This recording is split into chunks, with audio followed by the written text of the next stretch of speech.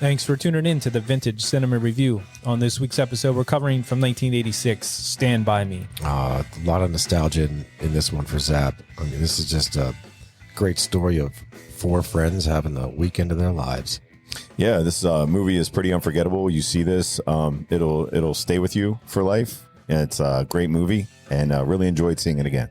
Yeah, it was really cool to watch this one. I could really relate, about the same age as these kids were when they filmed it. So definitely enjoyed it. Thanks for picking this one, and we hope you're enjoying it. Speaking of which, if you are, leave that 5-star rating on Apple. You can leave us a written review. And sit back, relax, and enjoy Stand By Me. Hey, this is Dave. Matt. And Zap. And welcome to the Vintage Cinema Review, where every week we review some of our favorite films from the past.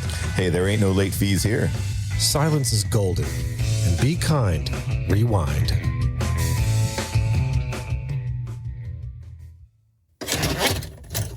Head down to the basement. What we got going on here? I see my buddies. What's up, Dave? What's up, Zap? Hey. What's going on? What's happening? Nothing, man. I like this new basement setup. What's going down? It's looking nice. We're working on it. Yeah, little by little. Little by little. Yeah, we got something really, really good in the old V.C.R. today. We do. I loved hearing that tape go in today, man. I am very excited. This is a personal favorite of mine. Yeah, this is a Zap extra. A chosen one. Yes.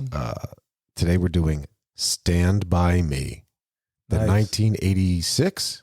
1986. 1986 classic. Yep. I thought he meant The Chosen One with Eddie Murphy. Or was it The Chosen? Was that The Chosen One or The Chosen? The Chosen One? The Eddie Murphy movie? Yeah, where he's like, I want the knife. I don't remember that. No. You don't remember that? Are you thinking The Golden Child? The Golden Child. Okay, yeah. Alrighty. That's it. I knew you guys would help me out there. As we all know, Harry Potter was the chosen one. So yeah, this one was Zap's pick, and it's Stand By Me from 1986. Before we get into this, just wanted to dig in the mailbag real quick. On our last one, we did Evil Dead, and had a couple of people reach out that we dropped the ball and didn't mention Burn Notice with Bruce Campbell. We were talking about Bruce Campbell. Yeah, I don't know. Burn Notice. About Burn Notice. Never heard of the show in my life. Supposedly, it's a great show. Allegedly. Allegedly. Yeah. Shout out to Metric Raj, and of course our boy Juice. What is this show about? Is he like a detective? It was like a CIA or something like that. It was on like Not US. that wasn't done before. Yeah. It was on USA Network, I think. Way to be original. Are you sure it wasn't on like the WB or one of those? No, it was USA. I didn't catch any of those episodes. What was that? What was the name? What was frog? Easy. What was the name of the channel? Or public access television. Are we sure it wasn't like on with Wayne's World It might have been on that. in Canada? Those British shows that are on at like 9 a.m. Yep, on public television. SCTV or one of them. I know, but Burn Notice. There you go. Well, I guess. All right. So thank you, everyone who's brought that show to our attention. Mm-hmm. We will give it our full consideration. Yeah, so we got to check that out. I think, Dave, you got a couple other little quick shout outs. Well, yeah, I mean, you guys know about this. We were there. Yeah. So We lived it. we had a great weekend, and shout out to JW and the lovely AW. Biggie ups to me, man. Yeah. JW and AW. One of the coolest parties. Hell yeah. I've never been to a party like that. We actually had one of the top DJ, spin guys. Yeah, Bill Coder Entertainment. That's our boy. Our buddy Bill. We're talking DJ. We're talking karaoke. Yes, We're karaoke. talking trivia. I mean, this guy does it all. He does it all. He's the one-stop shop. Bill. Biggie ups to me, man. Bill. Yeah, but yeah, J-Dub and A-Dub, what a great party. I mean, we'll be talking about that one for years, especially since we did win the... We did, and we had a lot of friends there. Yeah, friends of us personally, and also friends of the podcast. And they were thinking the fix was in because Bill is a fan of the podcast. I know he listens, and He had our T-shirt on, man. He had our T-shirt on Big there, props. But in all honesty, we're just really good at trivia, music trivia, I should say. Yeah, don't get us into another category there where it's like, science and stuff. That's right.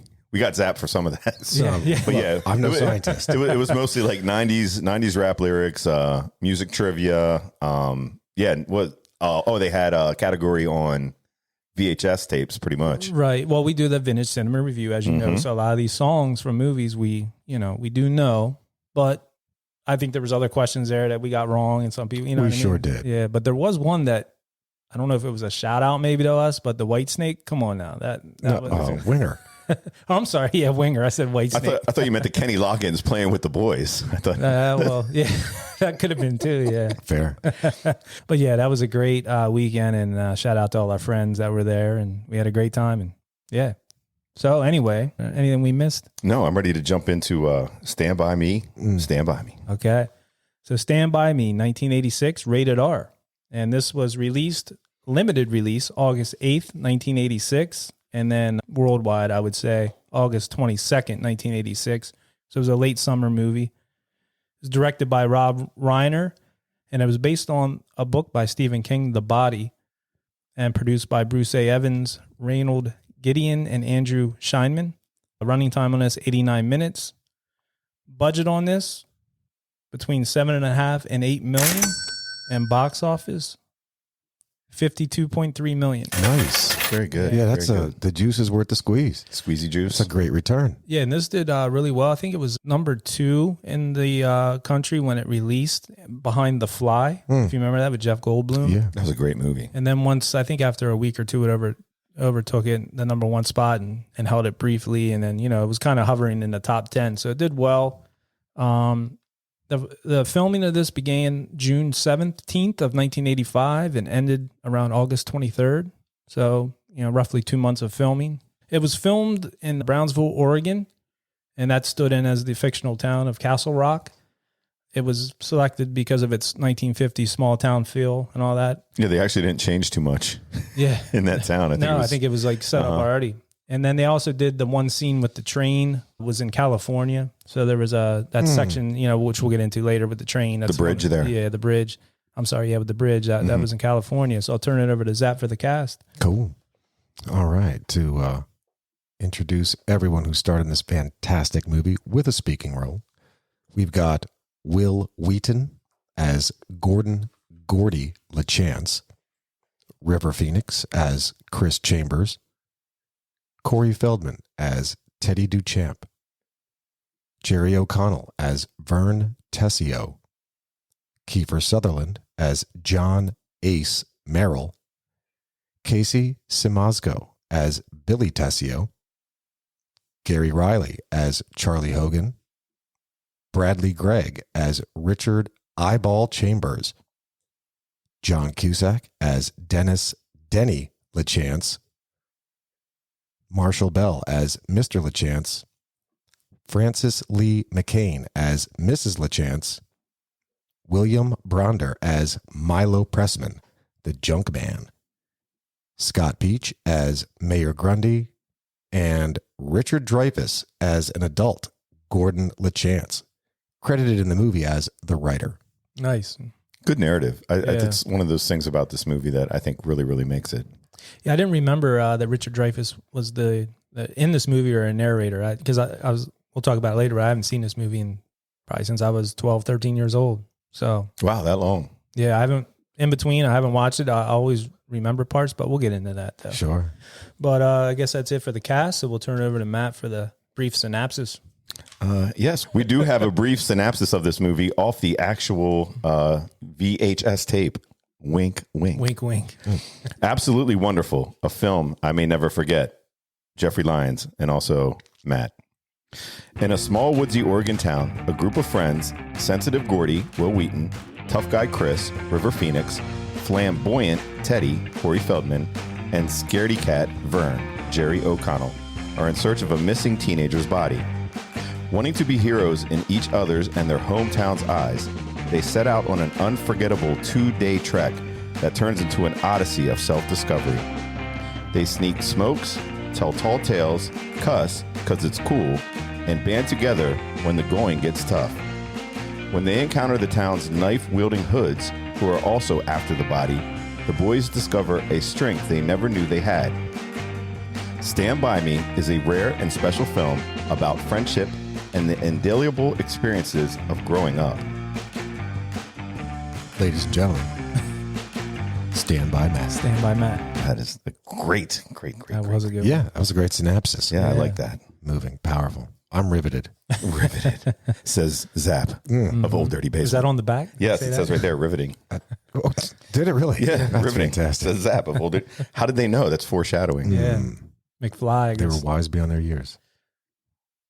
So I guess we'll turn it over to Zap and steer through this movie here. Sure. So this is actually I was led to choose this one actually thanks to Matt when he had chosen Dead Poet Society. So that's certainly a coming of age movie. This is one, in my opinion, one of the pinnacle coming of age movies.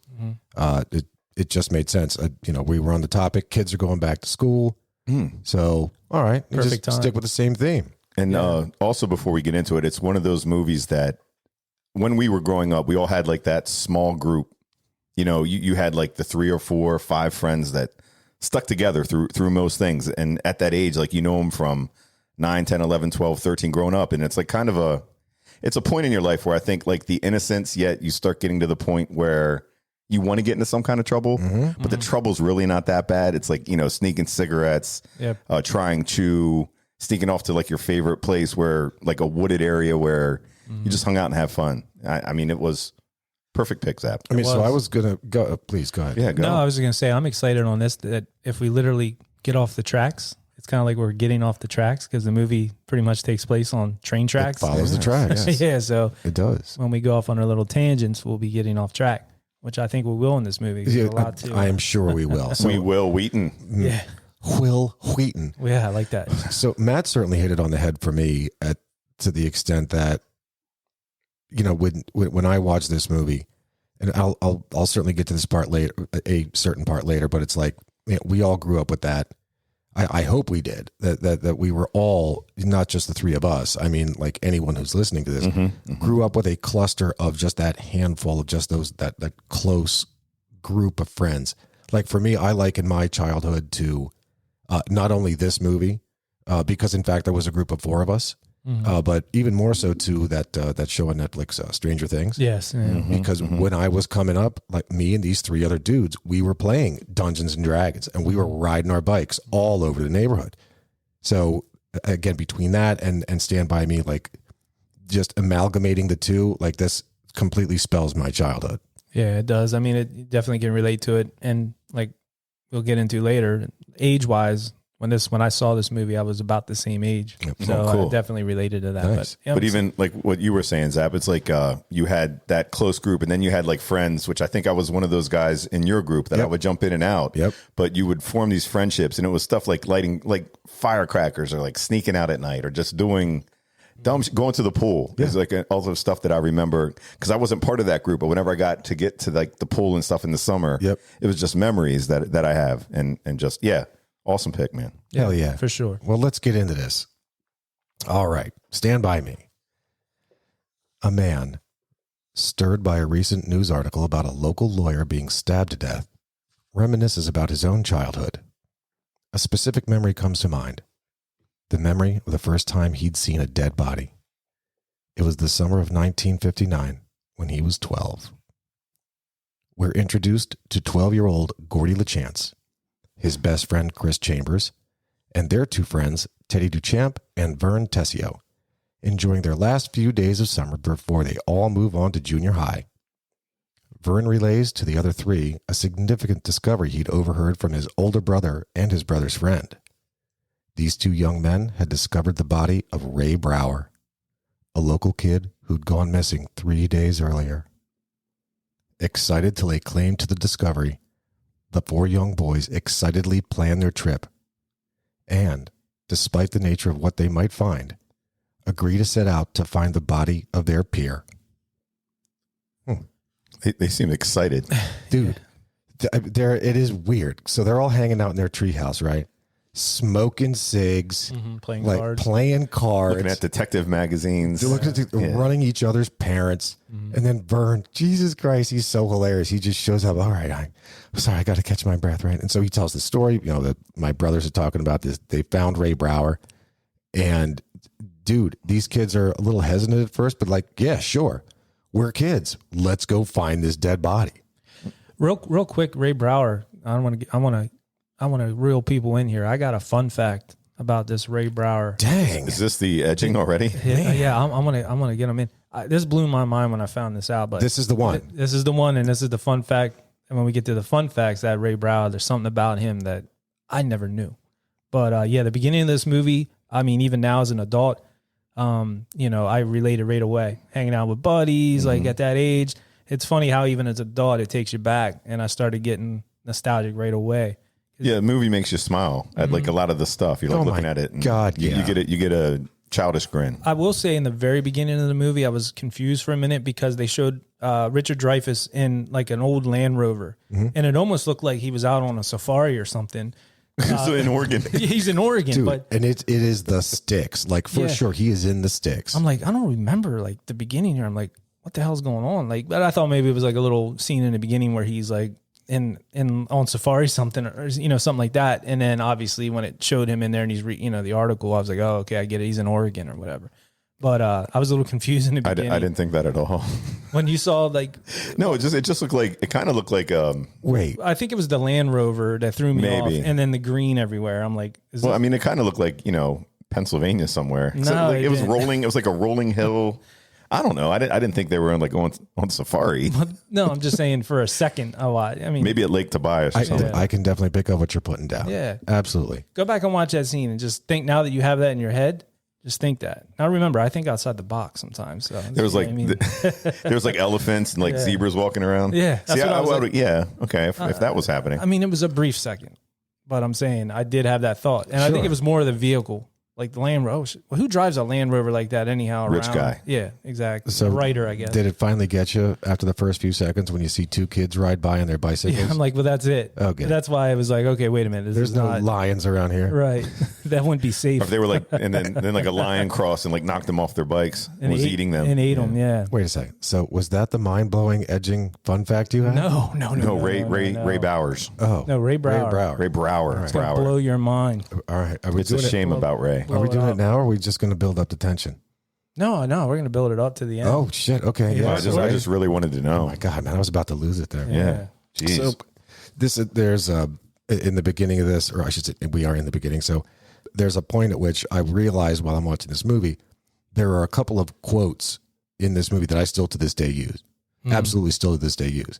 So the first one is when the narrator, the writer, when Richard Dreyfuss is telling the story, as he's telling the story of how they knew about the Ray Breyer, he's telling the story of how Vern is crawling around under the porch looking for that jar of pennies. Yeah. For years. Yeah. For the whole summer. 9 months. 9 months. So in fact, that's it. So he says, 9 months, man.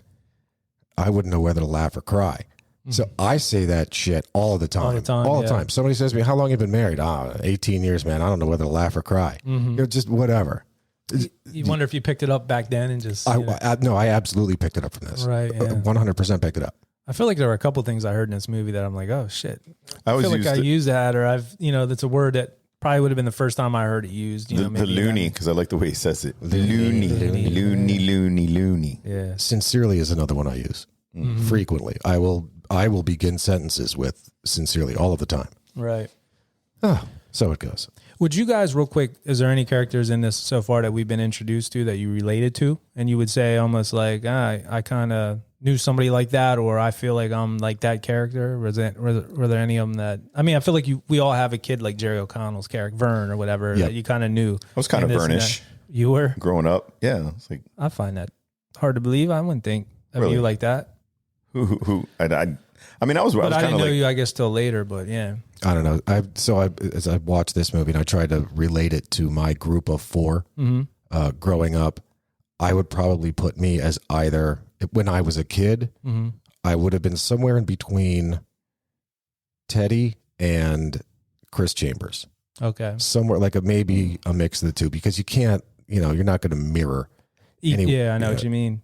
But do you think Vern, did you get like bullied or something like that? Or not that they bullied him. Not like bullied, but I think, I don't know, a couple of my friends maybe were like, I don't know. Like I was kind of nice, I guess. Yeah. I was like the chubbier kid. Oh, okay. I see. Like I'd swim with like my t-shirt on, stuff like that. Yeah. Yeah. So like pool shaming. It's like, man, why are they sitting there picking on me? Right. No, it wasn't. I like this shirt. Yeah, I like this shirt.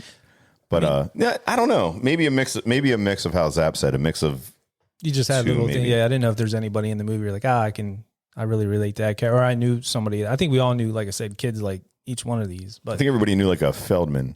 Yeah. An interesting type thing is when they cast these guys, I guess they said like Corey Feldman was kind of into acting kind of more than the other ones. So like they said they got along really well, but the way that they acted on screen was kind of them. Like it was them pretty much. It was the way that they are, the way like they were as kids growing up. Well, they had, if I'm not mistaken, and I don't know if this is a fun fact or whatever, but Rob Reiner actually had these guys like room together, hang out together in a hotel, like for all the filming. So they got to know one another and hang out, and they ended up being like practical jokers and all that shit. So yeah, I mean, that's going to make sense that they're going to come off as friends because they became friends. Yeah, they bonded. And And stuff. we see this in most of the movies we do with teenagers and young actors. They make them, like if they're going to be friends in the movie, they make them be friends pretty much. Yeah. Or the way that they acted. I guess they said Feldman was kind of like douchey in real life as a kid. So he would like say stuff to the other kids. He like pick on him because he's like he was like bigger actor. Right. Maybe him and River were kind of equal. Right. But I think River was just kind of like, just a little different. Like they said Feldman was kind of jerky. Yeah. But in a cool kid way. In a cool kid way. I gotcha. Now, did anybody have a treehouse growing up? I did not. I had a friend down the street, Matt, and we had his dad build it when we were like 12, 13. How about that? And it was, Cash me outside. yeah. And we had actually like those big pipe type things that we could like talk down. We would go like, hey man, send up some, and we used to get like, what are those spiky walnut things? We used to have those up there for protection. We like throw them at people. I know exactly what you're talking about. Yes. Like there's supposed to be a nut in there, but I'm not sure if there is a nut. I think there's like a softer nut inside of that thing, but it's like protected by that spiny outer. They look like mines you would find in the ocean. Yes, from like the 30s and 40s or whatever. We had an actual house we played in, like an abandoned house, Dang. like a crack house. That was Nice. Squatters. We would hang out in there. They would like It was like at they the would end tease homeless people in the city. Well, we'd kick them out. Oh, that's awesome. Because we want to play, so we'd be out of here. So that's where we'd hang out. So, but no tree houses or anything like that. But I always thought that would have been cool to have one. Actually, we had a friend of ours that well, he wasn't really a friend of ours. It was like one of those kids that's like kind of your friend, but not really your friend. And You were fake friending him. yes, we were fake friending him. Just so you get but his stuff. but yeah, his like me and some friends built like, you know, a tree house and stuff, but he made one like out in like the cornfields. And him and his dad like built this, I don't even know what it was made of, like the sides of like skids old, or something. Yeah, just like it was real cheesy. But like the one day we were walking by and we just started like destroying it. Oh, that's wrong. Of course you did. And then yeah, poor dude, he was like saying like he ran into us, like we're out riding our bikes and stuff. He's like, dude, somebody came and like destroyed my playhouse. And we're like, oh man, that sucks, dude. See, you're more of the bullies, man. You're not. Yeah. I was I'm Vern, man. No, T-shirt. No, I you don't might as know. well be Ace pulling that shit. Yeah, right. Dude, you just messed up We the were kid's kids. We were treehouse. like 11. Yeah, well, you're a jerk. 10, 11. I wasn't the first one to do it. There were other kids that I like kicked something. I was like, But you didn't stop them. I was When somebody ripped the take board that. off, then Yeah. you broke it when it was on the ground. Yeah, I broke it on the ground. I like jumped on it when it was already like depleted. And they were like, yeah, Matt, you're cool. I was like, yeah. You're breaking my heart. A tree. Did you have a tree house? I did not have a treehouse. We would build forts. So we would go back to what we Stand balls. what we called the fields, which was just this huge air supply, not to be confused with the band of the band. same name. Yeah. What's the word? A purveyor of parts Yeah. for airplanes. Yes, I know where it's at. There was also, I mean, you're right next. It's this strip of shit land that even somehow connects to the end of the steel mill as it runs through Icebire. Stand balls air service. Yeah, so Stanball's Air Service. This is also back where, because it's just flat and shitty, they parked a ton of big rigs and tractor trailers where we used to steal chrome caps. Yes, remember that. This was the 80s, man. 80s were a good. good Oh time, yeah, good yeah, time. yeah. So yeah, we would build forts back there. We would do some shit up in our one friends up the top of the hill, but never Nothing did we like have that. a treehouse. No, definitely nothing this elaborate. But it's amazing in this movie, and as I watch this now, like 20 years later or whatever, because I haven't seen it all the way through in A long time. long time. To watch what ultimately happens, but like in this beginning here, with the kids in this treehouse, and the Richard Dreyfuss mentions it, like we're enjoying our last days of summer before junior high, and the kids are talking about, oh man, junior high, yeah. So what are you going to do? What are we going to do? This treehouse and these kids playing cards and smoking and just running on each other and having a good. This is their whole life. Yeah. Like this is their little microcosm, and it was the whole world to them. Oh, absolutely. So were they before junior high? So they were what, 7th going into 8th? 6 going into 7th. 6th going. They were supposed to be 6th graders. At 12, that sounds maybe right. Yeah, 6 going into. I would think 6 going into 7th. See, they seemed old. Like I thought they were more like an 8th grade. Like I was trying to think. I think the actual kids playing the parts were probably 15. Yeah. You know, they were a little bit older, but Like River Phoenix alone was like, he was legal by then. Yeah. I think he was 21 playing a 21. 12-year-old. yeah. Even Yeah, though so they they're- did that a lot in those in the movies in the 80s. Yeah, so they're going into junior high, which, I think Okay. you're right, it's after 6th. Real quick, I could build a killer pillow fort in the house with blankets, and I was good at that, but no forts like this. Or tree houses, I'm saying. Forts go like this. Yeah. So like kids would come back to Dave's house after like a deal going bad. The cop cars. We'd hide out in They'd it. hide out in the forts made of pillows. In the pillow, yeah. The pillow fort. Oh, well. All right. Gordy maintains a hesitance about their forthcoming journey, still lamenting the recent loss of his older brother, who died tragically months earlier. After an uncomfortable run-in with 2 local bullies, Ace Merrill and Chris's older brother, Eyeball, Gordy and Chris meet up with Teddy and Vern and officially begin their quest. With no food packed and a shortage of money to buy some food, the boys trudge on. After a failed train dodge for Teddy and a stop at the local junkyard, we learn more about the boys and the bonds they share as friends. We also discover each boy's shortcomings and vulnerabilities, the subtleties that not only keep them humble and grounded, but also those which help to make each of them who they are. In a tense and terrifying scene, the boys prove their resolve with the ultimate train dodge while crossing a long, spanning trestle bridge 100 feet above a river below them. Yeah, that was an intense scene. That was cool. Yeah. But I had to say, like, when they, packed they got the water, they didn't pack food, and you go buy food, like, who buys hamburger like that? Throw in a backpack. It was cheap. Yeah. Now, so you say that. Now, I thought this through as well. Right. They only had one night that they had to camp, at Right. least on the way there. So the plan was to camp a night, and then you would find the guy the next day. Then on the way back, you would camp, and then return one morning, or the other morning. So they have 2 nights to camp. Back then, you're not buying, hoagies. Well, you're not buying MTOs. You're not buying shit ready to go. Like you're buying raw ingredients at a grocery store. Well, what about a hot dog or something that's going to keep? I was just thinking about I think they were just eating that night. They were just making some burgers and.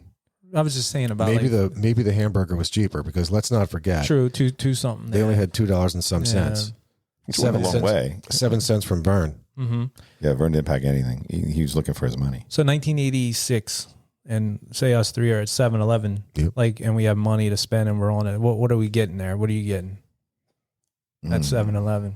So for camping, Yeah, like we're going out like overnight somewhere. What are you getting? probably bags of chips. Chips. Probably Yeah.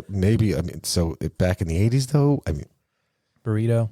probably a burrito and a bag of chips. Microwave burritos. Well, no, you'd have to eat it cold. Those sausages on the roller, they're banging. Ones at 7-Eleven. Not to be confused with those hamburgers shaped like hot dogs Yes, they're- that look like turds. Oh, no way. Those are man. so goddamn They're nasty. Nothing against 7-Eleven, but Jesus, that's a terrible idea. So none of you guys getting a slushie? I mean, that's what I'm asking you. That's a good idea. those are the classic. I think 7-Eleven, the only reason I would stop in there is for a slushie. Mm-hmm. I'm just trying to think of what food. They're all different now. Like everybody hangs out in 7-Eleven. They got like gambling machines everywhere. yeah. They're not like the old 7-Eleven. No, Yeah, it's a whole different world. Slim Jims be a good move because they keep. What do I mean? They do. What do you guys think of That's typically a go-to for me. I'll take beef sticks. Anytime I go hiking and camping, I always got beef sticks. Hell yeah. I was going to say Kiefer Sutherland. Like the guy doesn't disappoint in anything. He's always the same. Dude, he's an evil son of a bitch. That's what I'm saying. It's just like his look. He just looks like a bad dude. Yeah. It makes sense that he played this almost the same part in The Lost Boys. Like, Yeah, like he walked out of the Lost Boys set and just like walked over on the Stand By Plays Me. the same and person. Yeah. Same haircut, like the same dude. just 3 decades earlier. Yeah. That guy was a real douche. That's it in every movie. I was thinking that, and Michelle was like, "That hair is not natural." You think he What do you dyes mean? his hair No. like blondely? I said, I think it might be. Kiefer Sutherland always had that I hair. said, let me ask the experts. Like the albino. He could be albino cannibal. an albino cannibal. Maybe. They might have shipped him in from But the Carbondale, or what's yeah, that what's town? that called? Mount Haycock. That's right, Mountain. Haycock and Bucksco. So actually, real quick, just talking about the podcast, and we're doing I got some good things back about the albinos. Did they like it? Yeah. Yes. Nice. From an albino or just from? No, from regular people talking about the albinos we were talking about. Sweet. If they're out there, which we don't know. We don't know. Mysteries. Jesus Christ, Matt. But yeah, I just thought that was, He's in heaven. Yeah. Well, I'm glad they liked it. But yeah, I was thinking about that. Like, what would have I grabbed at 12, 13 years old? You know what I mean? That's a very good point. Yeah. But hamburger would have been my first choice. Chips. Hot dogs would have been probably if I was going to cook something over a campfire. They needed something to carry them over. Maybe hot dogs were more expensive. Maybe. No, just, there's like the meat thrown on the thing. They just put it on the fire. Yeah, man. Mm-hmm. They just need something to eat. All right, yeah. And again, they were on a significantly small budget. True. So we were talking about the evil of Kiefer Sutherland. Yes. Right. Before we started talking about albino cannibals. Fantastic. Kiefer Sutherland was, when they were filming this initially, and he took that Yankees cap that Gordy had gotten from his brother. Right. A couple of times he had filmed it, he took the hat and he put it on his head. And at one point, Rob Reiner said, "You know what? No. Take the hat, give it to Eyeball. You want to really just show to Gordy, you don't give a shit about the hat. Mm-hmm. You just are proving that you're just an asshole. Just dominance. That's all you're trying to do is prove your dominance." I don't have a younger brother. I have an older brother. And Eyeball was his older brother, right? Correct. Yes. I got to think that like my older brother have been like, when it comes down to it and something like that's going on, he want to look the other way. I don't know. You know how those older brothers or sisters or whoever play that, like, I know my kids, like they act like they don't like each other and stuff. But I think when it would come down to it, if something like that was going on, that they would step in and be like, "Yo, wait a minute." But he was trying to toughen him. I don't think that he didn't think that Ace was going to like hurt him in any way. I mean, he grabbed that cigarette and stuff. But what are the likelihood he's going to sit there and burn him or burn his eye out? Yeah, I know. But I think he just thought like my friend's messing with him, giving him a hard time. I could see that. I miss those days. By the way, there's so many cigarettes in this movie that are just flicked away. Mm-hmm. I miss the days when cigarettes were so cheap you could just flick them and not think twice. That was a full cigarette. He didn't care. Yeah, cigarettes were pennies. Nowadays, Christ, $10 and change a pack. I got a fun fact that's going to make you hate Rob Reiner, Zap, because I can't wait to get to. God damn, you are edging us. Milking. Yeah, that's another one. Couple of ways, man. During that little segment that I had just talked about, they were doing mailbox baseball. Mm-hmm. I have never played that. Me neither. Did you, Matt? No. I could never do destruction of property like that. Yeah. I just, oh my God, not into my. Nothing. I'm saying that's nothing I would have ever done as a kid. No, I don't think anybody would have thought of mailbox. I mean, when we were like 16, it wouldn't be cool to like hang out of your window with a. So we did Dazed and Confused, and they did that, and they threw a bowling ball through the back of a window and shit like that. But I don't know. I just that's not something I ever did. And again, it makes sense that the bullies were doing that because they're just assholes. Yeah, and I didn't know there was a point system for that. For mailbox baseball, it was like... Well, the one that was hanging on, it was like foul ball. Because he didn't knock it completely off. And you can't hit a wooden one because the wooden one is an out. It's an out. Because if it breaks. Yeah. So they have to hit it off completely. I mean, I think it was something that they did in the 50s. I never really heard of it. Mm-hmm. What else are they going to do? They must have gone through a lot of fucking mailboxes because that area is only so big out there. Yeah. That was in Back to the Future too, right? Or no, which one I'm thinking of and they knock a mailbox over and get chased? Dazed and Confused. Oh, that's what it was. He hits the mailbox and they get chased by Randy Quaid. That's it. That Shows wasn't up Back with a to gun. the Future. Yeah. We played Doorbell Dixie. I don't know what other names people have for it. Yeah, I did that. That's before Ring cameras. That ruined everything for kids. Right. Doorbell Dixie is a name. There are a couple of names. What are some other ones? None I don't want. That's what none I want to share. Ding and Ditch or something like that. Ding and Dash and That's Dine and Dash. Dine and Dash. Okay. Yeah. Okay. I think I've done that once. As a What? kid.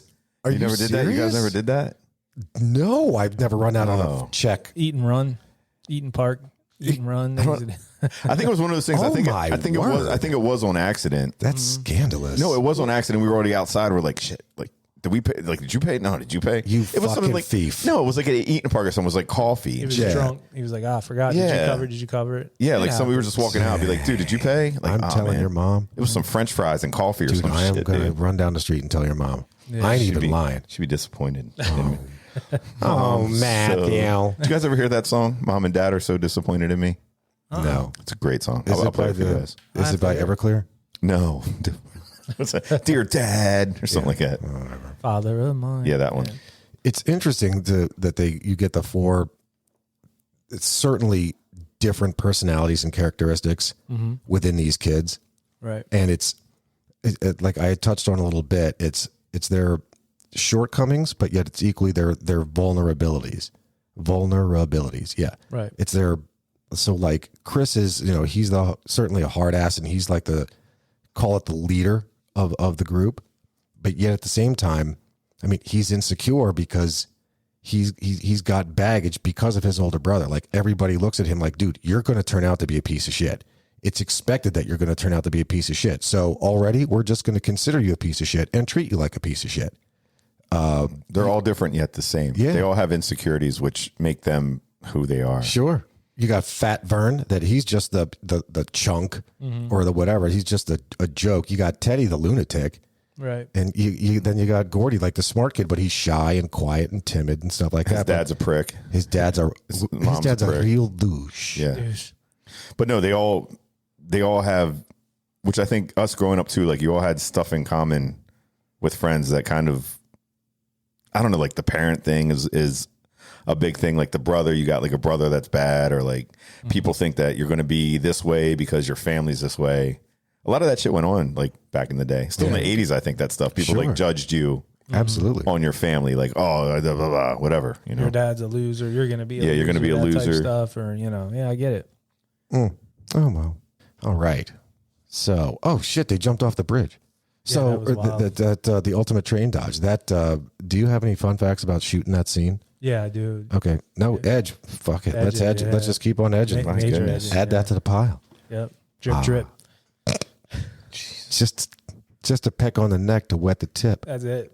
All right. So their first night camping together proves to be one of the greatest bonding moments. Just four young boys having the time of their lives, smoking, telling stories, and relishing in every moment. it's almost like what you were talking about not too long ago with like camping, Boy Scouts. Evil Dead. Absolutely. Yep. Especially Gordy's story of David Lardass Hogan and the pie eating contest. Despite their fears of the forest around them, they sleep through the night. The next day proves to be yet another challenge for the boys. A shortcut across a field and through a swamp leaves them covered in leeches. Still, they press on. Meanwhile, the whole gang of older bullies becomes privy to the location of the dead body, and they're making their way there with haste. Yeah, that pie eating contest, immediately I remembered. Like, Sure, I mean, I didn't think, Lord-ass, yeah, Lord-ass. I remember that, the castor oil, all that stuff. That scene was a little over the top, but he wanted to film it that way, I guess, because he thought about... Well, how it would be like a kid telling a story. Well, he thought of Will Wheaton being, as a kid, that's later going to be an author. Sure. How would he tell this story? And then he said, well, I'll write it like a young Stephen King. And Stephen King's stories are a little outlandish and crazy with, And Stephen King and Reiner were like, those two were two peas in a pod there. Pretty tight, especially after this. But, Yes. So, yeah, that scene is definitely memorable, and audiences loved it. I mean, I remember, like, as a kid, I remember it. As soon as I saw it, I forgot about it from back then. But as soon as it came up, I'm like, oh, yeah, that's right. I remember that. Great scene. Such a good story. I like the, I don't know if the character has a name or whatever, the guy that was sitting next to Lardass, like the winner. Oh, yeah. He was like cool. kept looking at him like this kid's pissing him off. Oh, he's yeah. like, you fat ass, like stop Last freaking year's eating. winner. Yeah. Yeah. Yeah, that guy. He's like mad at the kid. He's like, come on, man. Kind of looked like Bruce Campbell a little bit. From An older Bruce Campbell, but yeah, Bruce Campbell now, yeah. for sure. But yeah, it was From cool. Burn Notice. From Burn Notice, yeah, not from Evil Dead. But Burn Notice. I don't know if he was ever in a movie. No, I don't know. Maybe I don't recall. right. Let's see. Oh, so during this, so all the older the bullies all find out, and they all jump into their cars, and off they go. Cool cars too. Crazy ass cars, dude. Chicken. I definitely never played it, played no. chicken in a fucking vehicle. No Jesus, way. are you kidding me? Yeah, those guys are nuts. Well, nobody did that in our day. I mean, that would be something nobody even think about. Like, let's go play chicken. I know people like raced, like you would speed around like old back roads and stuff with friends, but there was no like people coming at each other. No. Yeah, I wasn't gonna mess my car up. Yeah, that would just be like, oh shit. Like as you're turning the corner, driving like an asshole, and now all of a sudden somebody's coming at you by chance. But it must have been big in like the 50s because there's like songs about it and stuff like that. I guess. Like, yeah. I guess. I mean, we would just sit around with our stereos on, see who had a louder stereo, that type of stuff. Aluminum cans in racing the or back. anything. Yeah. I never raced my car, at least. I would just put a quarter on the back, see if I could turn it up loud enough that the quarter would flip from the bass. Damn. Of course you did. No Dynamat. It was interesting as this goes along.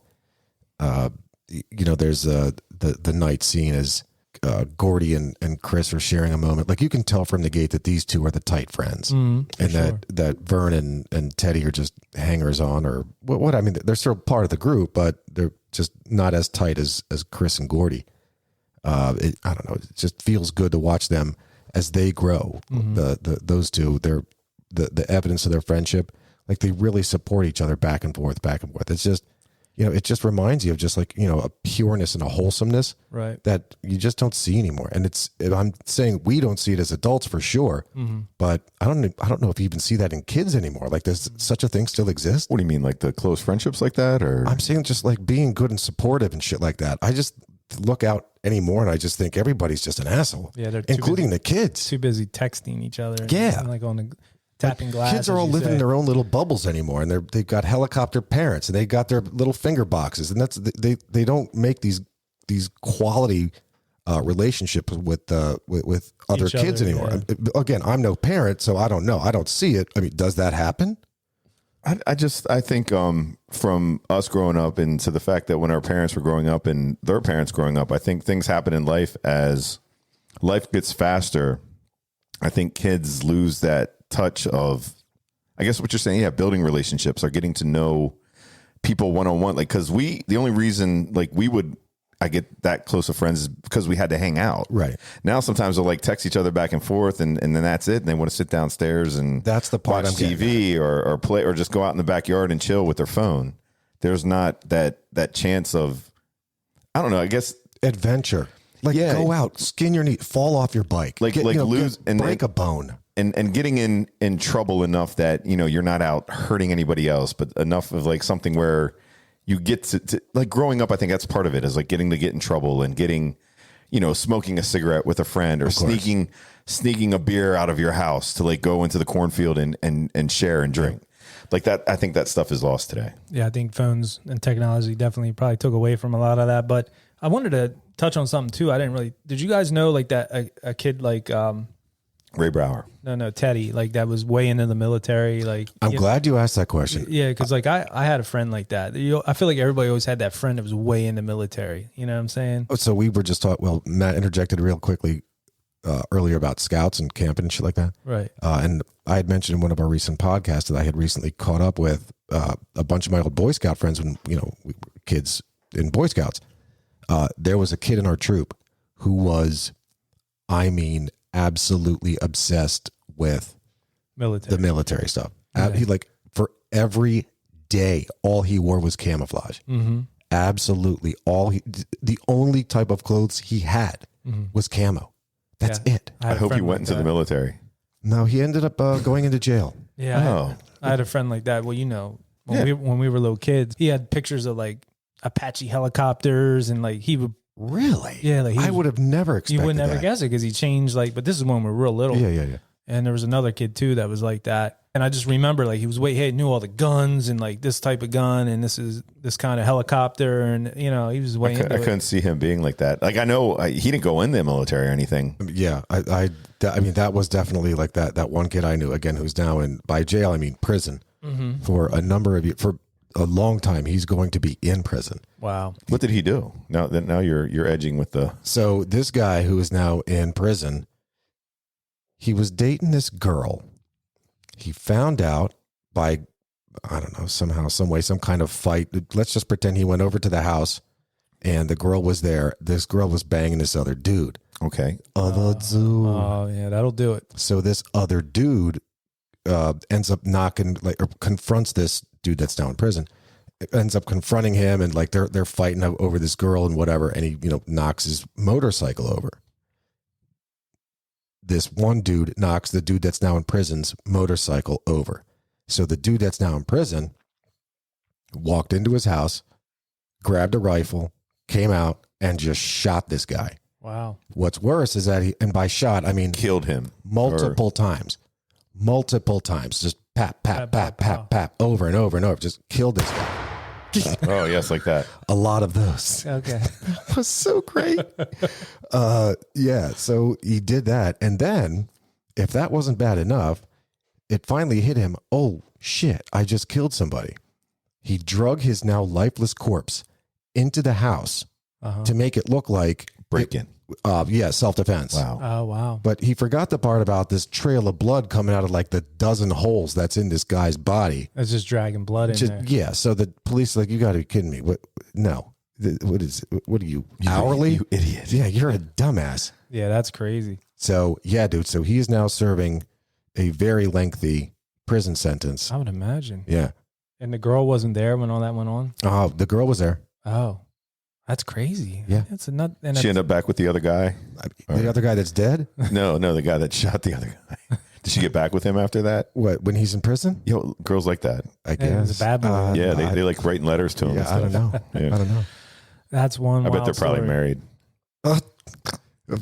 A romance made in prison. Yes. Well, you guys, with the colonel, he wasn't into that military as a kid? Not like No, Teddy. Not like Teddy. hardcore. Not like that? No. That's, I just didn't know if that. He like military type like games or like Risk and shit like we were into. I remember that in high school, but I thought that was just smart guys like that stuff. No, Figures no. that probably like that too. Oh, we Risk. played when we were kids. So your boy there was one of the four that one of us four. So again, like when I say things like Stranger Things or even this, like yeah, sure, he's one of the ones I'm talking about. He was Hoffman in went in there. Hoffman's in there. And who's the fourth?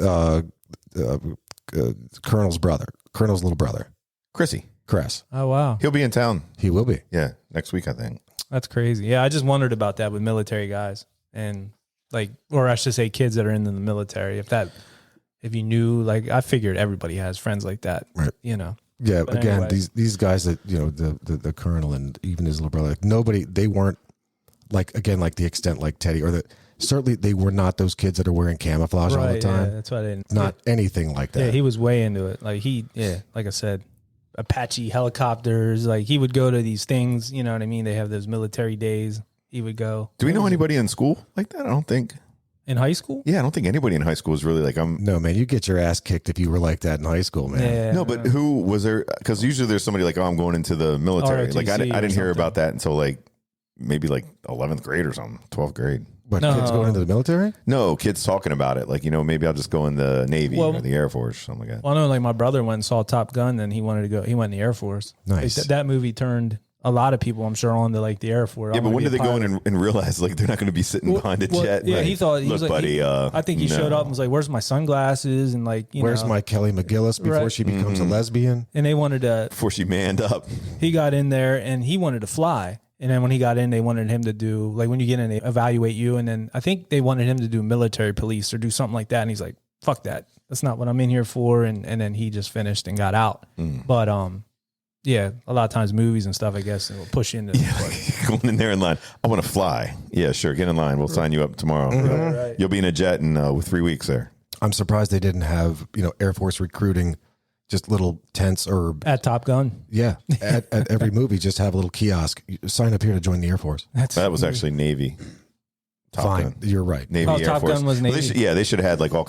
I just see the tents though. You just should have set up right outside of there. Yeah. Would have been cool. I would have signed up. Sure. No. No. Well, the four boys ultimately discover the body of Ray Brower. Not long after, the gang of older bullies arrive in hopes of claiming the notoriety for the finding. In a tense standoff, Gordy wins the day for the group of four, forcing the bullies to vacate the scene. The boys return home to Castle Rock after a weekend they'd never forget. In just 3 days, they had grown closer than they'd ever been, all the while knowing they would slowly grow apart in their forthcoming first year of junior high. Years later, we hear and see an older, wiser Gordy LaChance, forever the talented storyteller, now with a son of his own, lamenting the recent loss of his childhood friend, Chris Chambers, and putting this very story into printed word. Life goes on for Gordy, as we conclude with seeing him being his best self as a loving father. Yeah, that ending scene with that computer in the green, the green. Green screen. Yeah, green screen. That was 80s. That's some IBM old school. Yeah, with Absolutely. Gordy with the standoff too. That was cool because he had the gun that Chris brought. It was his dad's gun. Hey, yeah, what was And, his line about biggest? I got the biggest one, or something like that. He says to him, Where "I he's got the holding biggest it. one in the county," or something like that. It was Oh yeah. referencing his. Biggest one in all four. Biggest one in 4 counties. Yeah, But no, I mean that has to be something for a kid, like to pull a gun on another kid Yeah, but over you think like where he- leaving the body there. well, I think that probably that scene earlier with the hat when he took the hat. Oh, he's pit. Look, he Setting that hates. scene, He yeah. absolutely hates Ace at this point. Mhm. Like Ace, you dickhead, you took the one thing that my brother, like I cherish, that he gave me that hat, and you fucking took it. Yeah, I would have probably done the Fuck same you. thing. You know what I mean? Like, I think it was all that and all the build up. Like you said, Ace and his little gang were such pricks to them guys forever. And it was something that they worked so hard to get there. Like they had to go on the train tracks. These kids just drove up. You know what I mean? It was They easy did, for them, they did yeah. all this work. I mean, the guy had a leech on his ball sack. Yeah. Like they went through all this shit. I think was it on his Johnson or on his sack? they didn't really say. They didn't say. They just I was kinda- thinking more of a sacky. Maybe it was on. I thought it was Sacky. on the sidecar, man. You know, on the the actual unit Johnson rod. on the unit. It could have been anywhere on. Who's to say? It was on It's his wherever- man it's on his wherever you- manhood, Wherever you want on it his to be. manhood. That's right. Right. Wherever you want it to be. But yeah, I mean, they went through so much shit to get there just to, and I think when they got there, they realized to do the right thing, and it was a lot of shit going on in his head. His brother just dying, stuff like that, and Yeah. I think this it was all his stand. Boiled over. Yeah. Yeah. I like how the friends like through this all they would always like if they got in a fight or something would happen, they would always console each other, and Yeah. they would never because they always knew kind of like we have each other. Like it's like we're all Yep. friends in this. So I think when it came down to it, like you said at the end, they weren't going to let these guys come in and steal their thunder. I That's guess. right. No. That's absolutely right. So it's we mentioned the treehouse in the beginning, and that was their whole world. Like that was their special place. That was their everything. Right. So they showed a shot at the end when the kids all came back to town, and it's Gordy and Chris standing by the treehouse. Like Vern went this way and Teddy went that way, but there's Chris and Gordy still together, and they're standing by the treehouse. And after this movie, and it just took me to just now recently watching this again to realize that wow, that's such a poignant moment to see that treehouse that it doesn't mean shit to them anymore. Right. Like 3 days earlier, that was their world, and now it's just there's that treehouse again. Well, he made a comment in the very beginning of the movie when the dialogue starts and he's running down the street of the town and he says, there's a population of 18, whatever. He's like, and to me that this My is whole world. the whole world. Yeah. And then at the end, I think he made a comment when they get back in town. I think it was Dreyfus maybe narrating. He said something about like how the world got a lot bigger because they went and saw so much stuff. So you think about, they probably never left that town much to do anything. No, And then, to see what they saw. Yeah, it's like crazy. pulling guns, dead kids. It's a lot. It was a lot to absorb. Yeah. yeah, dude. So I know I spent Dave. You and I were talking about this before we started. I spent a lot of time with this movie my first year of college. Like I had it was hard for me going into, like, I couldn't wait, right? I'm a grown up now. I'm in my first years of being a grown up. I'm out of high school. This is exciting. And I remember going to college and I'm working like full-time equivalent hours while, putting myself through school and shit like that. And it was hard. And I mean, really, really fucking hard. Like it's 80, 90 hours a week of my life. And all I'm doing is sleeping otherwise. Right. So I would watch this movie over and over and over again because I so badly yearned for that past. Like I had so much nostalgia in me and just that desire, like, shit, man, I know I can't go back, but I just want it so badly. I need to remember those good and easy times when you didn't have to worry about earning money and worrying about your career and worrying about your future and shit like that. When you were just a kid and you could just, screw around. Scrounge money enough to get snacks. Yeah. That's why these movies, I think, are so good. It's like just this week, I was at the doctor's because I ran over like a hornet's nest, some ground hornets. They stung me like 16 times. So I was getting these little bites were swelling up. So I went to the doctor or whatever. And he's like, whoa, he's like, you need I need to get like a screen for colon cancer. So he sent this box, this Cologuard shit in the mail. Oh man, that shit's beat. Yeah. So then there's like this thing you put on the toilet. You got to like take a dump in this like round thing. You really did that? Why didn't you go get the colonoscopy? Because they told me to do the Cologuard because I wasn't at risk. But You're 47 years old. 48. 40 years old. I mean, dude, I should have got it at 45, you were saying. Yeah. So how are you? It doesn't matter that you're not at risk. That's part of your thing. Like once you hit 45, it's like, okay, give me that camera up the butt. Yeah, I'm behind on that. So he's like, well, just to check before I get the camera in the butt. He said behind. Yeah. So they send you this thing. You put like this plastic thing on the toilet, and then they give you this like bucket thing to shit in. Yeah. And then you have to get this little thing. It looks like a little toothbrush, and you got to like rub it over the poop to get, and then you put that in like this thing. And so anyway, it was like watching this movie was really good because I'm getting so old. Like this is a time where like life was so much easier, and like you're not worried about just shit like that in life. Because life, I mean, it hits you hard, dude. It just comes and. You know, we're doing things every day, day to day, day in, day. You wake up to an alarm, you go to work, you get home, try to eat something, and you're running around, and it's like, yeah, it was a good step back in time. John Lennon said it best, man. Life is what happens when you're busy making other plans. Right. Yes, Right, yeah. yes. And it was definitely for me as well, very nostalgic. And also, you know, it made me smile because I thought about like my childhood and friends and doing the things we used to do. And for me, it was just a great watch, and I really enjoyed revisiting it. It's been so long. Mm-hmm. Yeah. There's what was it? Oh yeah. I'm sorry. I wanted to mention one more thing about that Cologuard. Yeah. Yes. Cologuard. So, did you mail it?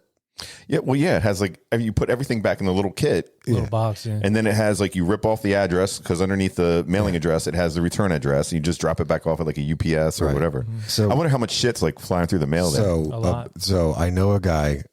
I know a guy he's a mailman. Mm-hmm. We were talking about this. I swear to God, it's God and Sonny Jesus. We were just talking about this not but a couple of weeks ago. They hate you for sending shit through the Because they mail. can smell it. But no, it's not like it's very sanitary. It's safe. But it's a very conspicuous box. It's not like it's brown cardboard like Amazon, right? That you don't know what the fuck's in it. It's a big white box that says Cologuard on it. Correct. So the postman oh, holy shit, Cologuard. Yeah, I know what the fuck's in here. This is a box of shit. Right. Yeah, it doesn't matter about smell. It's There's no okay. smell or anything to it. Okay, here's the simple question. Before you put all of that stuff into that box, did you wash your fucking hands? Like, I don't know. All I know is there's shit in this box, and I don't know what you did to get Oh, the it guys into think that they're box. touching it with the I get it. Like, that's real messed up, man. Real messed up. But it's like the thing is, it gives you like directions, like you're putting in like a brand new like home computer, Dude. Like it's a booklet. I get There's it. a lot to do. Yeah, and then you're like, damn, I don't want to mess it up because then they're like, if you do this or don't get any piss in the bowl. Yeah, because you could. Oh my God. Yeah, it was, and then like you can only put a certain amount of shit in there. So if you have like a log, you got to like chop it up. Look, man. Next time. I was in there with like a old like a chopstick, pushing it down in. like sculpting it and shit. Hey. Like you think. Yeah, I was like making a little mountain, like potatoes. Dude, like next sculpting time like a- I'll pop for your colonoscopy, man. Don't do that to the mailman. That's just nasty. No, it's not you just drop it off. They got tons of them. They're sent out like every day. Okay, UPS or mailman. Or even FedEx. UPS. If it's got to be important. FedEx Yeah. don't want that shit, literally. Yeah, Like, we literally. don't need that. Yeah. Unbelievable. Fun facts. Hey, it's about that time. I love fun facts. Yeah. Fun fact. Ooh. So there were 4 boys. 300 boys had auditioned for the roles, the starring roles of the 4 kids. 70 ended up making the interview. 3 Hondo. 3 hundo. That's a ton. God. Further fun fact, Ethan Hawke had auditioned and was considered for the role of Chris Chambers. I could see that. Yeah. It ultimately went to River Phoenix. Mm-hmm. River Phoenix, who actually read for Gordy's part, Right. Will Wheaton's part. Mm-hmm. Yeah. I forget who it was went in after River Phoenix. It might have been Sean Astin. It was in fact Sean Astin. And he made a comment about, I guess the people in there, I don't know if it was Reiner and whoever else, were crying. Yeah. And he was like, well, I guess I'm not getting this part because River Phoenix actually had him crying. He nailed it. Yeah, he nailed it. How did he beat out Sean Astin? Was Goonies before this? Goonies was before. Yes. 85, Yeah. right? Yeah. And that's where Feldman had some juice. I mean, watching this movie, like River Phoenix, you forget about because I mean he passed away, but he's a great. Like even watching this, I'm like, man, this kid's good. Hell yeah! I mean, you could tell they're all good. They're all great. Yeah, they all are really. Yeah, I couldn't do shit like that when I was 11, 12. Well, these kids are 15, I guess. Yeah, I think Jerry O'Connell was 11. What they said when he was when they were filming, but I think River Phoenix was 15. And Feldman probably about the same. which they all went on to like really great careers in acting, except for Will Wheaton. Like he was in a couple things here and there. Star Trek and he was big in that. Star Trek was big in that, and he then had a resurgence in his at least popularity when what's that geeky show? Big Bang. Big Bang Theory. Yeah. Like they worship him in that show. True.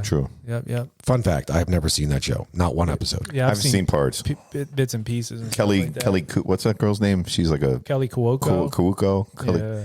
She was in a Netflix show or something that my wife watched, which was pretty good, but I didn't know her much from Big Bang Theory. So this movie was Rob Reiner considers it his favorite that he's ever done. So he really liked it. It was originally to be called The Body. Yeah, I read that. Yeah, but because they're based on the novel, but they decided to change it because they thought it would. Well, they said there was an adult movie or something. There was another movie called Body Double out at the same time, which was kind of adulty and body-ish. But also, he decided to change it to Stand By Me because he happened to overhear Kiefer Sutherland playing that on the guitar. Stand By Me. I don't know Kiefer Sutherland played guitar. Yeah, it's a fun fact, dude. He's all that is man. I think he was teaching River Phoenix to play that song on the guitar, and I guess he overheard it and was like, "Hey, we'll call it that." Nice. That's a really cool fact. Fun fact, but yeah, that's not the best one yet. I got that one coming. Do you guys want it now, or should I wait? No, wait. Oh, okay. Matt got to spill some knowledge here. Go ahead, drop. No, did we say the movie was shot in like 38 days or something like that? 38, 40 days. We did not, but you just did. Yeah. Yes, thank you. I think 38 days. They said it took. 38 days of filming. That's pretty cool. Pretty cool. Dang shoe. It's amazing what you can do in that short amount of time. It's a lot of work, though. They're like, guys, get back out there. Big time. So we were talking about why do you buy hamburger? Why do you do this? Why would you pick those items to buy? So in the time value of money, the total collected cash between the four boys, including the 7 cents from Vern, was $2.37. Now, $2.37 in 1959 is worth $25 in 2023. That's one pack of cigarettes you could get. 2 packs. You get 2 packs of cigarettes. It depends what brand. Right. Like I think American Spirits are like $12 a pop, right? I think American Spirits are probably one of the most expensive cigarettes right now. And what are the other ones? The minty ones. So I smoke Marlboro. Yes, good choice. Those are you're looking at $10 and change per pack, depending on where you go. Wow. You're not going to find them for less than $10 in Pennsylvania. Yeah, you got to go down south, dude. So I told you that. The deep south. So when you go to tobacco country, which is Virginia. Yeah. Well, I mean, Richmond is you're talking. You're right there. That's the cigarette capital of the world there. I think it's like grab your own tobacco. Like you put it in sacks. Like just you walk go out apple of there. picking. Yeah. Even there. Come on, kids. Get that tobacco picking. It rains tobacco. What is it? You can get a carton of cigarettes for like $70, so it's like $7 a pack. That's pretty good. I mean, it's a good price. I'm saying it's good compared to $10 what you're paying a pack. now. Yeah, it's not bad. I find it funny that the people that you hung on to the Marlboros. Dude, I not only hung on to the Marlboros, I will be the first one to tell you and admit that 1, I'm an asshole for still smoking, but 2, I swore up and down. When cigarettes cost more than $2 a pack, $2. When they cost more than $2 a pack, I fucking quit. I'm going to quit. Yeah, here I am. Still smoking. But it's funny, like you don't see like the Marlboros or like people they got like some kind of weird symbol on it, like an eagle and shit. I was like, what are these people smoking? The off-brand, yeah. It's like they just want a cigarette. They're getting like the cheapest thing they can. I see nobody with Newports, nobody with Marlboros. I don't see Camels anywhere. Are they still around? Dude, so I guess we don't run in the same circles or whatever. Okay. Not even running in the same circles. I mean, I get like what, even despite where you work, you're not going to see, which is shocking though. I would think that where you're at, you would see a lot more people smoking, but maybe not. Well, no, I mean, professionals smoke more than I think. Correct. Like that's like a for thing. Damn sure. So like I know lobbyists, lawyers, businessmen, whatever, they all smoke. Yeah. All of them do. Well, speaking of smoking, and this is where I think, Zab, you're not going to like Rob Reiner anymore, but just because I know you still smoke and we joke around about that. Sure. Rob Reiner is an avid non-smoker, and he campaigned for anti-smoking laws in California, and he made sure that the cigarettes smoked in the movie were actually lettuce leaves. I think they said lettuce leaves or cabbage leaves. and that's what they use for the With cigarettes. dried cabbage. Yeah, but he was like, absolutely no real cigarettes in this movie. Like, Well, it's good all- for him. He's a fucking communist. Jeez. He's a That's what- communist. Poor I- Rob Reiner. I knew you'd probably boycott him after that. I thought that was funny fun fact. I look forward to his swift and untimely death. So what you got, Matt? Anything? Well, that was funny you saying Rob Reiner. Like he was really into this movie. I didn't know about the smoking thing, but it's the themes of friendship and the loss of innocence, as we were talking about. Like, you know, with kids today, it's like I think I don't know, the innocence is probably lost at like 9, 10 these days. Yeah, it's with the internet and stuff. Yeah, that's what I mean. Like these kids are seeing stuff on the bus that we would hear about and talk about, but they're like actually. They can see whatever they want. They have the world at their fingertips, man. Oh, Well, absolutely. Like do the they innocence is have not to? there. I mean, look, no, I'm saying it becomes that question. I remember at least a number of years within relatively recent years, there was the discussion amongst parents like, oh, at what age do we, give our kids a phone? And while I am not a parent, I think to myself, well, when they can buy their own phone, that's when they can have a phone. When they can pay for their own phone, that's when they get a phone. Nowadays, if you don't have a phone, I guess what you just get run about it. Oh yeah, they make fun of you and stuff. Well, not even that. They'll probably call you like a poor kid or something. Yeah, would you don't have a phone? Well, that's the same thing with iPhone. People like say if you have an Android, oh, what are you poor?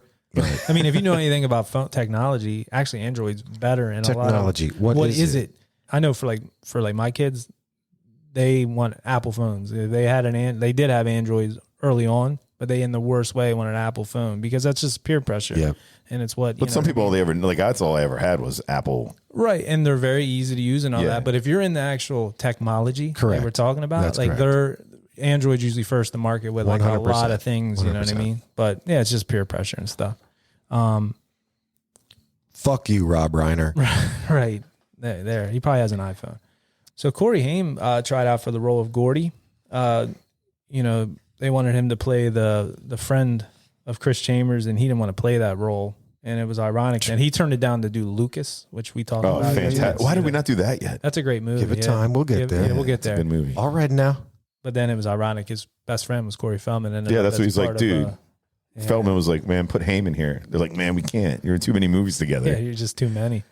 The Embassy Pictures was the original production company, and Coca-Cola bought them out, and they decided they were going to fund the film just 2 days before production started.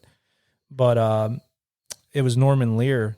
He had worked with Rob Reiner on All in the Family. He stepped in and helped foot the bill for the $8 million budget to get this done because he really believed in the movie. I think there was something too that he actually, I don't know if, no, that wouldn't have made sense because he helped put the money in to produce. But there was some story about somebody viewing the movie with their kids and their kids loving it. So that couldn't have been him because this is pre-production. But Well, they were saying to your point, they said the film was turned down by a lot of major studios because they didn't get the maybe point. that's what it was. Yeah, they didn't get the point of like 4 misfit kids from the 1950s that are looking for a corpse off of Right. like a train track, and like they were like, "What?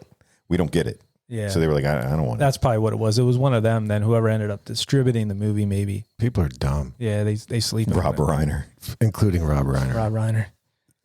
So Dave, you'd mentioned this, and right. So of course it's a thing. So this movie stemmed from a story by Stephen King called The Body.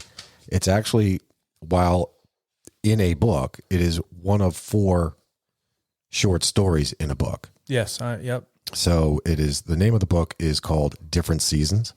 I've read that book a couple of times. Yeah. 3 movies that we know came out of that. First one was Apt Pupil.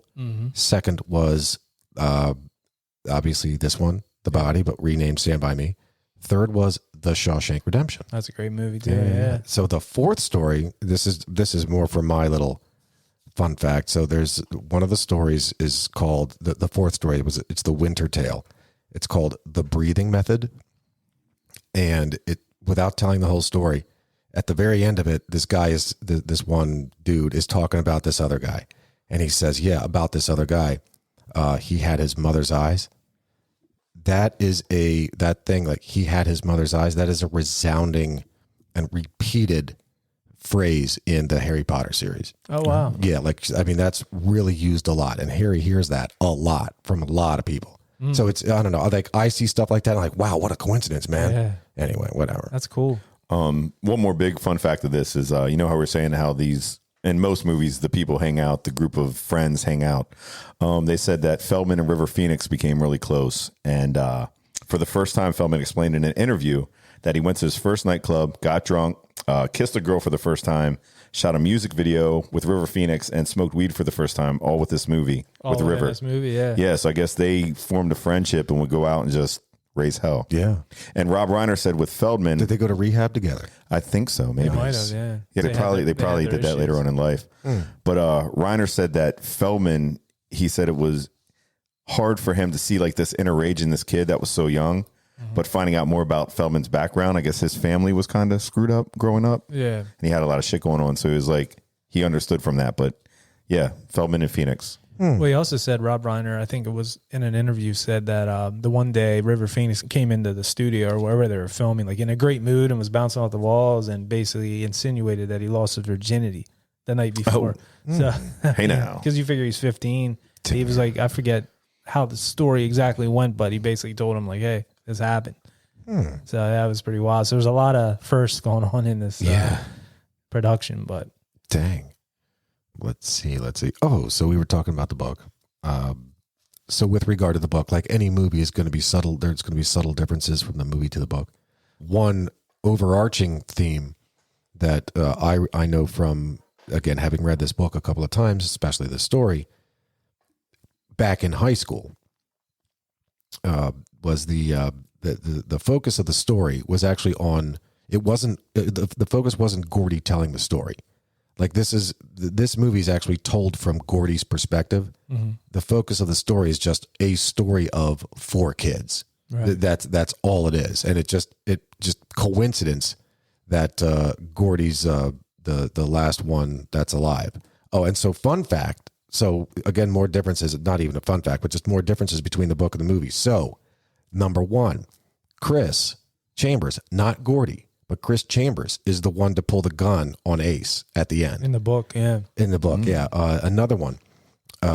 It's not the 4 boys that call in the anonymous tip of the body. It's actually the one of the gang members, one of the older boys, because those boys came back to town after, again, in the book, Chris pulled the gun on Ace instead of Gordy.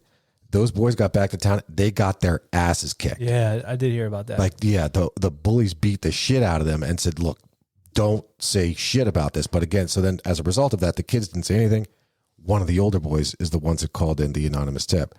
Also in the book versus the movie, and this is an interesting one. They say like in the movie, well, Vern went on to be like the forklift operator at the local lumber yard, and Teddy was just working odd jobs around whatever. In fact, in the book, Vern died in a house fire and Teddy died in a car accident. So the only one left living was Gordy to tell this story at the end. That's too sad. Yeah, that's wild. And it wasn't Teddy who was working in the book versus the movie. It wasn't Teddy who was working odd jobs around town and became a town drunk. It was actually Ace. That's wild how all that stuff changed. Yeah, the bully, the king albino bully ended up becoming the town drunk. What are you edging on here, Dave? Are you gonna unleash this fact? Well, real quick before I get, I'm losing it here because we are fun factual on Stand By Me. I have one more before I get to that. Oh my god!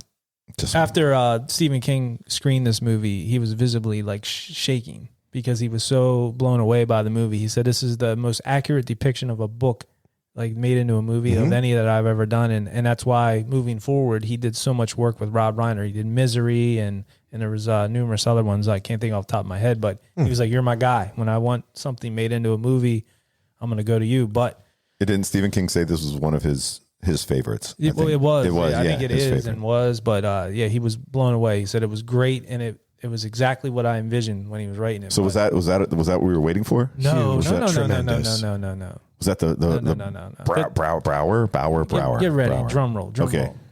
So Ray Brower, played by Kent Luttrell. Yeah, good try. Should have that on. I know. Drum roll. So Kent Luttrell, he was 19. That's the character that played the dead boy. Okay, Ray Brower. So the 4 boys weren't allowed to see the dead body until they actually unveiled it, and so the reactions were all accurate. But early in the movie, at the Great Tri-County Pie Eating Contest, if you remember, there's two twins, the Donnelly twins, that are standing there, and they go, "Hey, lard ass, chow down." Wide load. Behind them is the dead boy, Ray Brower, in the movie. Playing a bit part. Clearly in the middle of them is Ray Brower. Standing there? Yeah. Or like dead? Did they have the dead body? No, he wasn't. That would have been cool. I would have been dumb. Like, oh, if you look behind him. It was like in a 3 Men and a Baby. Did you ever see that where they show the ghost behind the curtain? So scary. You've convinced yourself to see that. Yeah, he was 19, and like he said, like they interviewed him not too long ago, like on a radio station or something, and they were like, "Do people ever recognize you from?" He's like, "Well, absolutely not." He said, "But that's always how I'm introduced when like people that know me are like, yeah, he was in Stand By Me. He was the dead body in Stand By Me." And his friends should be the ones saying, yeah, he was in Stand By Me. He was between the Donnelly twins. Yeah. You would think that would come up more. So I was waiting for that the whole time. Well, you don't think that blows your mind that he was in the movie, like behind it? Me. I just got a case of low T on that. Oh, I thought you guys would be like, oh, shit. I'm deflated. It's an Easter egg. Like, nobody knows that. Okay, that's fair. I'll go with an Easter egg. I'll get. Okay. Yeah. Okay. You could have said it. I have an Easter egg for you. You were saying like mind blown. Like I was ready. It blew my mind. I'm like, I've seen that movie. Like, how many people have ever brought that up about that? I've never heard that. I've never heard that. Look, you definitely blew my mind. Yeah. I was waiting for you to tell me something like, I don't know, Kiefer Sutherland was banging Mrs. LaChance during the filming of this or something like well, this. I could tell you that, but I don't know if that's true. No, I thought it'd be something like, one of the character or like the dude was actually like he died like after like they were filming the scene and like a tree really fell on him and shit like that. That's what I thought. No. So this, we're having this conversation and it reminds me of the end of Gordy telling the story of Lardass. Stilton George is calling. No, the answer is no. Stilton George, man, tell him about this. He'll be blown away. He'll be like, shit, man, I didn't know that. He got his own following. There's like people calling me like, "Where's your dad at?" I was like, they want him on. What? What? Oh yeah. So there's as we're talking about this is just like after Gordy finishes telling his story and Teddy's asking, "So what happened next?" Yeah. So what happened next? And like, no, dude, that's it. That's the story. That's it, man. Yeah. So I'm just kind of like that, I guess. I thought it was crazy. I'm like, man, I never would have caught that. I just thought it was a wild fact. So now it gives you a reason to go back and watch it. Don't tell me you're not going to go pause it. I am going to go pause it. I have it upstairs at that park because I figured you guys would want to see it. Do you guys want to know one of the most paused scenes on a VCR is? That's from Fast Times at Ridgemont High. Very good. We covered that. Yes, we did. Yeah. Good memory. Yeah. Boobies. I thought it was when Large Marge looks at Pee Wee Herman. That was a good one too. And when she makes her face do that. Yep.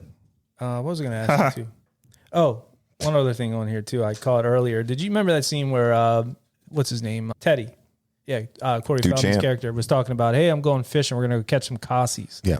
So did you? Like, there's no such thing as a Cassie. Do you know what it is? I know it's not a fish. Not a fish. Yeah, it's short for costume, and that's what the British people call like a one-piece bathing suit back in the 50s era. That's what they would call it. So it was just something that almost just something he just made up or said, like a singlet. They were like, that was cool. Corey, we're going to leave that in. We're going to use that in the movie. Yeah.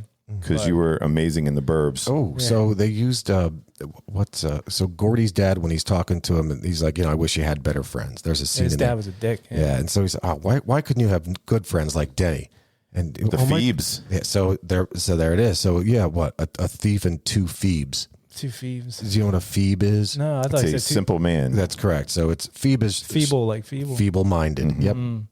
I feel kind of like him now. Like you two are my dads. I told that fun fact. Why can't you be like Zab and have good fun facts? Oh no! Come on now. No, I love dude. So kind of a flashback. I for damn sure. So look, it's for me like fully watching and loving this movie as much as I did once. A lot of that came back. His dad was a prick. I don't like him. Watching this for this. I will absolutely go back and rewatch that movie and certainly look for that scene. Ray Brower. Well, I have it the upstairs. live Ray Brower standing between the two. I can save you guys the time. The live Ray Brower up there behind a curtain. I'll be by myself watching in a hotel room. I have it paused upstairs and waiting for you, but you're not going to care. I'm going to care. I care already. No, I'll look it up I can see it on the internet. I'll just put it in and say, where is Ray Brower? And they'll show it right there behind the two twins. Maybe I'll do a screenshot and put it on social media. Maybe. Because maybe people would, they'll be into it, but maybe not.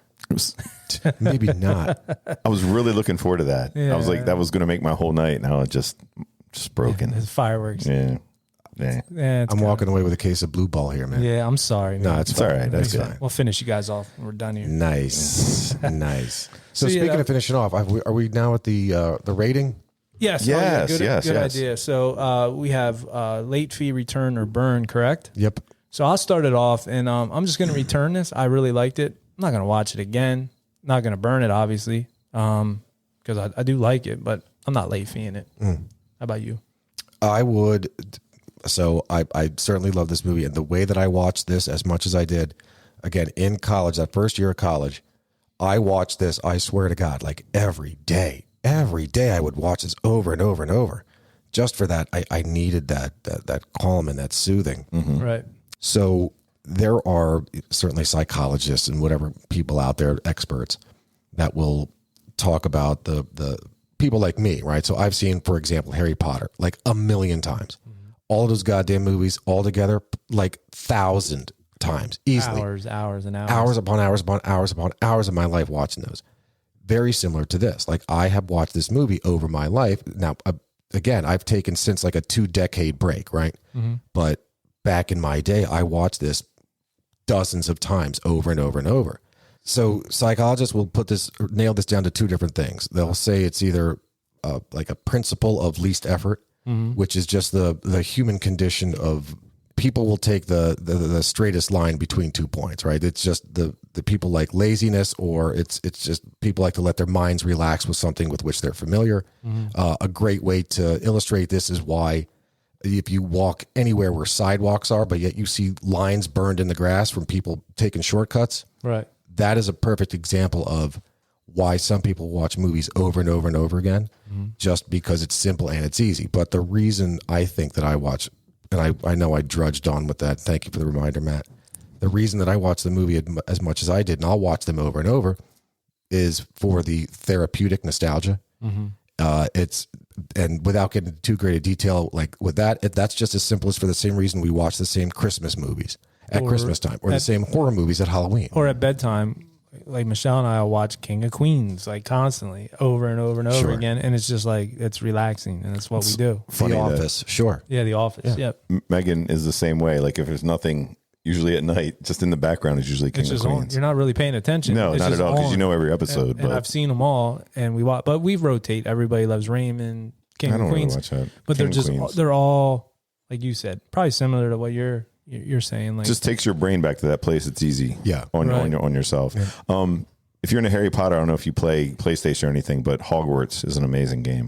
Yeah, I'm not sure. That game's a little woke for me. It's cool. It's a cool game. Okay. I never. You're gonna hate this. I've never seen any Harry Potter movies, Dear God. but I'm not like I'm not And into you've that. got Stuff. kids that would have watched those. Oh, Ethan read the books.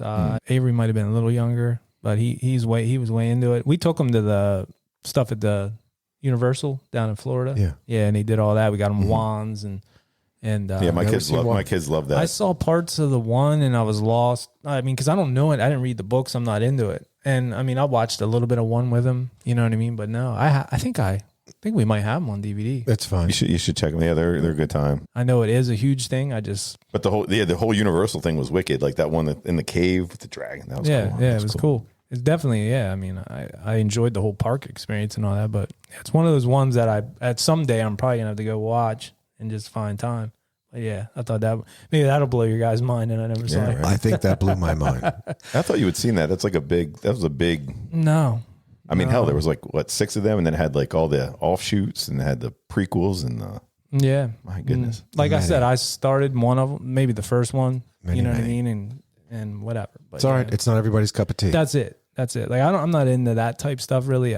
Like I'm trying to think of what would even compare to that. That was out like when we were. You saw Lord of the Rings, right? Yeah, All I did of them? see those. Okay. Yeah. And The Hobbit, you saw that. I saw The Hobbit. I haven't seen like the newer ones of those. You watched Game of Thrones. I did. Okay. Yeah, you're in the genre In there. the genre, yeah. But I think maybe with the Harry Potter, because originally like I thought it was like for kids or something like that. But then as it went on and on and on, I realized, and it just kept gaining traction. I was like, well, wait a minute, it's got to be more. But I just never went back to watch them. It's all right, man. Yeah, I'll have to check it out. It's okay. The Potter. But yeah, so we're return, burn, scorn. return, Take burn. back the next day. Yeah. I would return this, but I'd watch it at night, and then I'd probably call some friends over the next morning, watch it again before I have to return it. I'd probably watch it 2 times, maybe 3. Yeah. Try to get it in. Cool. So you're keeping it, late feeing it. No. I mean, not late feeing it, but yeah. I would returning it, but I would return it because returns like 3 o'clock, 11, something like that. Right, I got you. Yeah, I would watch it. I would watch it twice though. Cool. I'd still return it. I would just go back again and rent it 10, 20 years later. Right. You're not paying the 89. Or we could have two VHS tape or what were the double ones? Remember, you could put one in, had the one right next to it. Yeah, like a double cassette. Yeah, the dub. But they had macrovision and you couldn't record it. It was like you couldn't. It would scramble it or whatever. And then they always have those big things up, like if you record this, you're going to jail for life. You're going to die. FBI warning. Yeah, they're waiting outside. So yeah, that was a good pick, Zap. Hey, that's one I totally forgot about. Thanks, man. Yeah, I liked watching this again. It was fun. Yeah, it was good. This was really, really good. No, I enjoyed it. I have to say with my son, I think he's 10, but I think he's ready to watch this. Mm-hmm. Yeah, my kids watched it with me last night. You know, they liked it. So you guys got anything else? I got nothing else. No, I think we covered it. Yeah, so I think we're in October now, so we'll maybe look at some horror movies or something. We'll have to figure it out. We'll definitely be back with something cool. Sure. Yeah, so we'll keep you updated on that. I guess that's it for now. So we'll catch you where? On the flip side. If we don't see you sooner, we'll see you later. Peace. Thanks for listening to The Vintage Cinema Review in the Old Dirty Basement. If you dig our theme music like we do, check out the Tsunami Experiment. Find them on Facebook. Their music is streaming on Spotify and Apple, and where great music is available. You can find us at Old Dirty Basement on Facebook and Instagram, and at Old Dirty Basement Podcast on TikTok. Peace. We Audi 5000.